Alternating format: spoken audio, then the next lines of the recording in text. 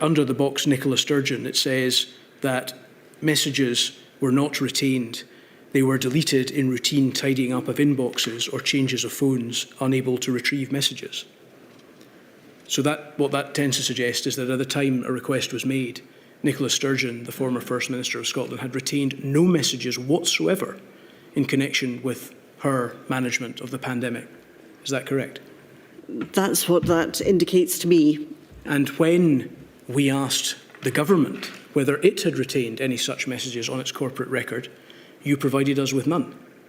Correct. Does that mean that we have no access to the former First Minister of Scotland's messages in connection with her management of the pandemic? Yeah. The way in which, Ms Sturgeon will be able to explain this much better. I think that's really just a matter of logic, Ms Fraser, which I'm asking you to help us with. Yes.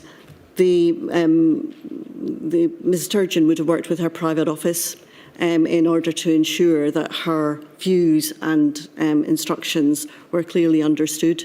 And they may well have been informed by some of the exchanges that she'd had with her Chief of Staff or with other ministers, but she would have relayed that to her private office, and that would be then the instruction that went from private office, and that would be retained on our corporate system. Do you know that to have happened? That is how, as I say, that's how government works. It's a necessity for that information to be captured. So is the answer to the question, do you know that to have happened? No.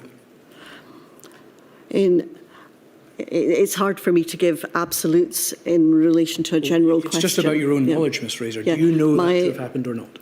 My knowledge, my experience is that we've been able to find the relevant information and to demonstrate how those decisions were made, and to evidence that through emails and other exchanges on our corporate record system. But if you don't have access to Ms Sturgeon's messages, and she doesn't have access to them anymore, how can you know whether the relevant information has been transposed onto the corporate record? How can you give the answer you've just given?